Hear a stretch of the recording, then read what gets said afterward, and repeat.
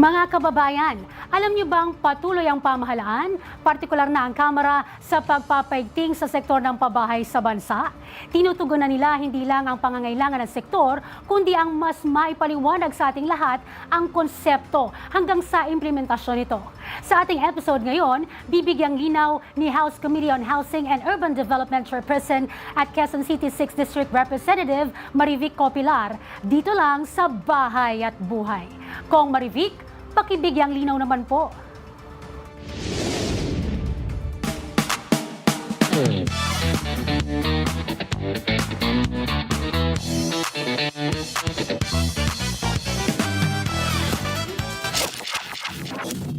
Nasa punto ka na rin ba ng iyong buhay na ang cravings ay hindi na lang masarap na pagkain, kundi maayos, ligtas at matibay na bahay ang nais? Nako, magkakasundo tayo dyan. Mga kapitbahay, kung nabitin kayo sa mga naging talakayan natin nung mga nakaraang linggo, aba, ako ang bahala sa inyo dahil ngayong araw, marami tayong pag-uusapan dito sa bagong episode ng Bahay at Buhay. Muli, ako po ang inyong lingkod, House Committee on Housing and Urban Development Chairperson at Congresswoman ng ika-6 na distrito ng Lungsod, Quezon, Congresswoman Marivic Copilar. Ang maayos at ligtas na tahanan ay higit pa sa isang pangangailangan. Ito ang kadlungan ng pagmamahal at pag-asa ng bawat pamilya at ang matibay na pundasyon ng isang maayos na kinabukasan. Mga kapitbahay, ito ay hindi lang isang simpleng usapin tungkol sa pagkakaroon ng sariling bahay. Kasama rin dito ang iba't ibang suliranin na maaring harapin ng isang pamilya. Upang matugunan ang mga suliraning ito, iba't ibang proyektong pabahay ang ating linunsad na hindi lang nagtayo ng isang disenteng tirahan, bagkos layon din nitong maglikha ng isang maayos na komunidad. Isa sa mga programang ating inulunsad ay ang Joint Housing Project, katuwang ang lokal na pamahalaan ng Quezon City. Kabilang dito ang F. Carlos Housing Project ng Barangay Baysa na resulta ng pinagsamang inisyatiba ni Mayor Joy Belmonte at ng inyong lingkod. Layo ng proyektong ito na magtayo ng 1,000 maayos at murang housing units para sa mga kababayan natin sa Barangay Baysa, partikular sa 5 samahan ng F. Carlos Neighborhood Association. O diba, bongga? Hindi lang yan mga kapitbahay. Ito ay merong green architecture at sustainable living. Ibig sabihin, gumagamit po tayo ng eco-friendly at energy-efficient system na maganda para sa ating kalikasan. Sinamahan din po natin ito ng open spaces, kagaya na lang ng multi-purpose area kung saan pwedeng magtipon-tipon ang mga residente na makakatulong sa pagpapatibay ng samahan ng komunidad. At syempre, well-planned ang parking area para sa mga sasakyan ng residente.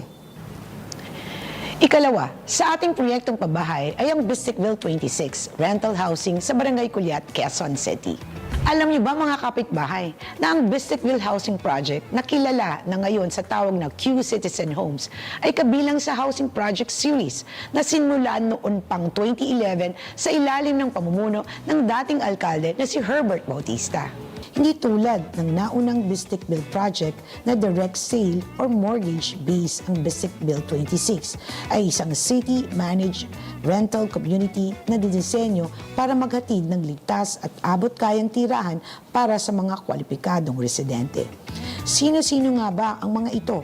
Una, ay ang mga informal settlers family na ninirahan sa danger zones. Ito yung mga lugar na malapit sa daluyan ng tubig o transmission lines sa District 6.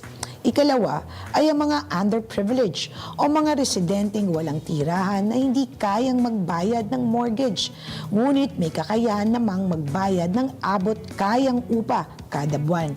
O di ba mas pinadali?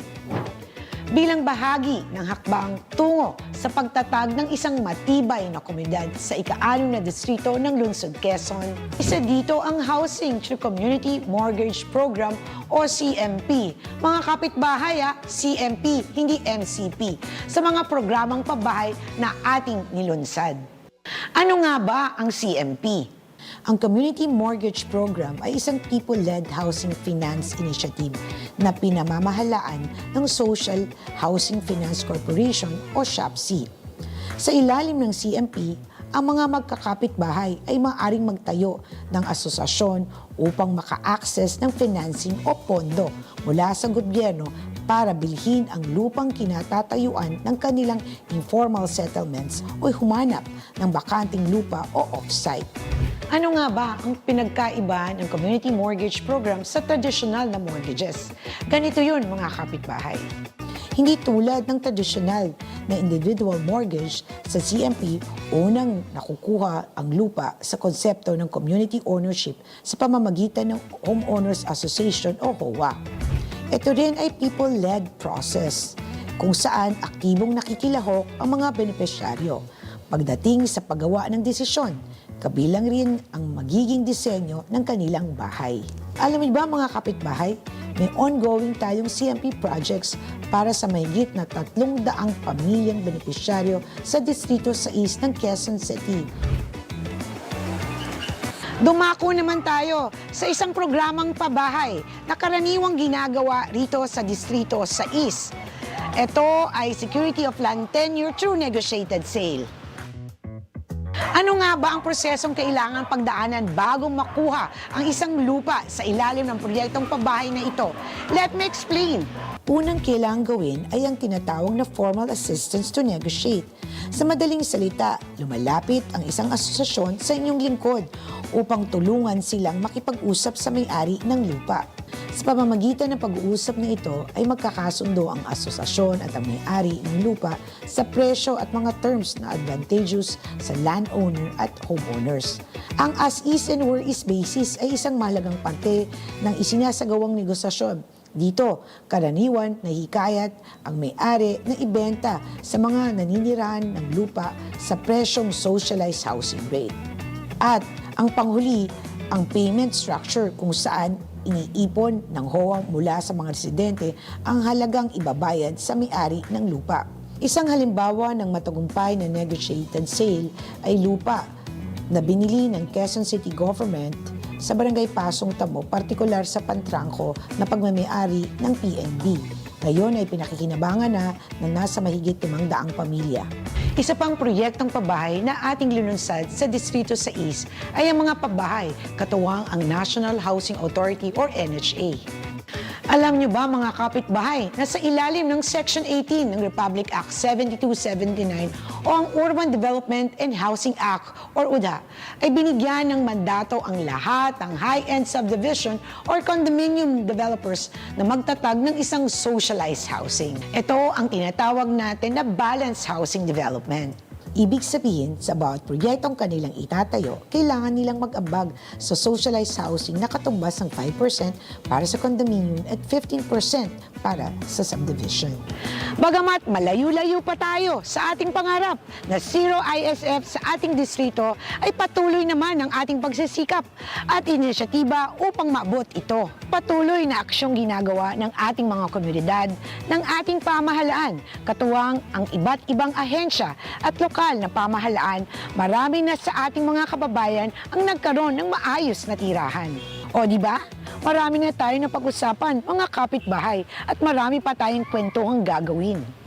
Kaya antabay lang ha, hanggang sa susunod na episode uli. Muli, ako ang iyong lingkod, Congresswoman Marivi Copilar. Ito ang Bahay at Buhay.